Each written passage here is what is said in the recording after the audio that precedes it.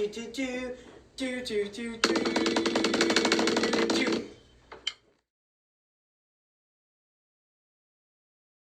there to the right somewhere is a rather large island. It's rather a mystery. Old sharks call it Ship Trap Island. A suggestive name, isn't it? Sailors have a curious dread of the place. Don't know why. Some superstition. You decided to hunt jaguars?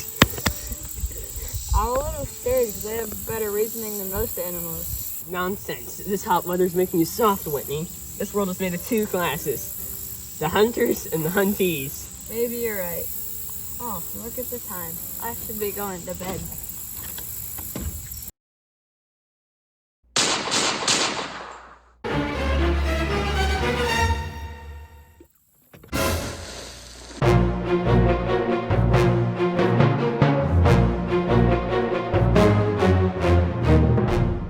When he opened his eyes, he knew from the position of the sun that it was late in the afternoon.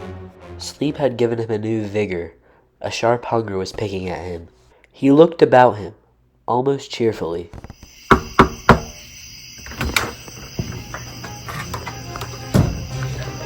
I am not a robber. I'm Sanger Rainsford. I fell off a yacht, and I'm hungry. Hello, Rainsford. It's a pleasure to meet you, Mr. Rainsford, and I welcome you to my home, the celebrated hunter. I've read your book about hunting snow leopards in Tibet, you see. Very, very impressive. See, Ivan here. He's a strong fellow, but he has the misfortune to be deaf and dumb. Is he Russian? He's Cossack. And so am I. Perhaps you are wondering why I recognized your name. I have read books about hunting published in all languages: English, French, Russian. You see, Mr. Rainsford, I live for the hunt. What nice heads you have there. That Cape Buffalo, it's the largest I've ever seen. Yes, he was a monster. Did he charge you? He hurled me against a tree, fractured my skull, but I got the brute. I always thought the Cape Buffalo was the biggest of game. No, you are wrong, sir. Here on my preserve, there is bigger game. There's big game on this island?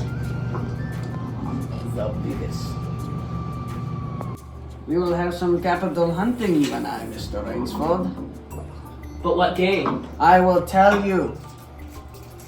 You will be most amused. I will say with all modesty, I have done a rare thing. I have invented a new sensation. I asked myself why the hunt no longer fascinated me. What was it? Hunting has become too easy. I always get my kill. There is no greater bore than perfection. I have created a new kind of animal. What kind of animal? I decided it must have courage, it must be cunning, and above all, it must be able to reason. But no animal could reason. My dear Rainsford, there is one that can.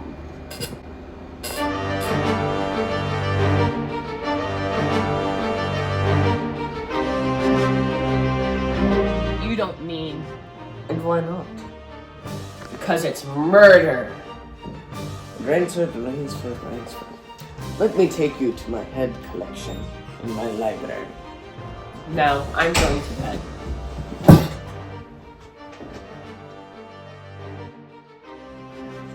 The hunting was not good last night. He made a straight line, and it was easy to follow. General, I wish to leave this island at once.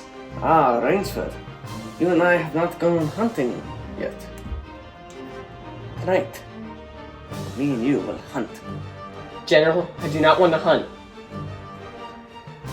Perhaps you will find Ivan's form of punishment much more suitable than You don't mean... See Ivan for your clothes and your knife. Tonight, we will hunt. I will keep my nerve. I will keep my nerve. Rainsford fought his way through the bush for 2 hours. His only thought was to put as much distance as possible between himself and Zaroff. Rainsford saw that straight flight was futile, so he stopped to take stock of himself. I will give him a trail to follow. He struck off from the rude path he had been following into the trackless wilderness. He executed a series of intricate loops. He doubled on his trail again and again, recalling all the lore of the fox hunt.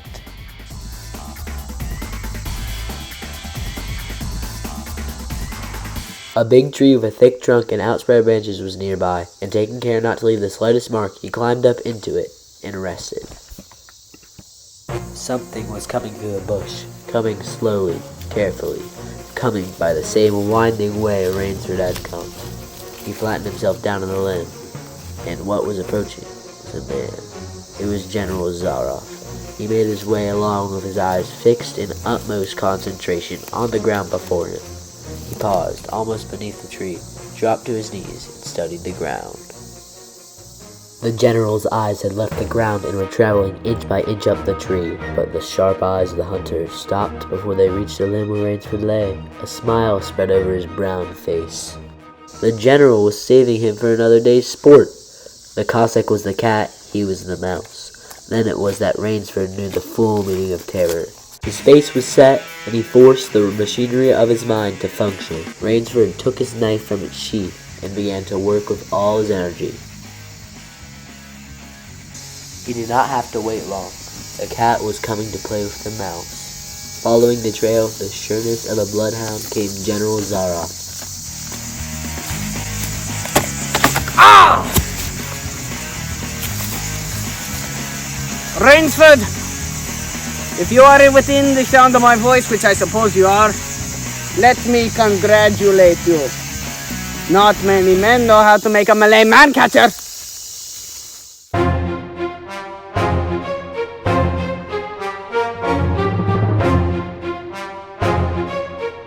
The softness of the earth gave Rainsford an idea. They would be on him any minute now. His mind worked frantically. He thought of a native trick he had learned in Uganda. He caught hold of a springy young sapling, and to it he fastened his hunting knife with the blade pointed down the trail.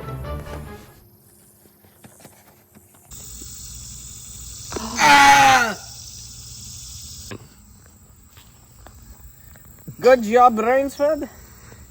This man will be hard to replace. 20 feet below him, the sea rumbled and hissed.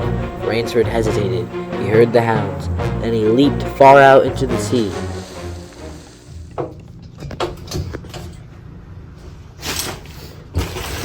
Rainsford, how did you get here? I found swimming faster than walking. Well, it seems you have won the game, Rainsford. I'm just a beast at bay. Well then, one of us will form a repast for the hounds. The other will sleep in this very nice bed. On guard, Rainsford. He had never slept in a better bed, Rainsford decided.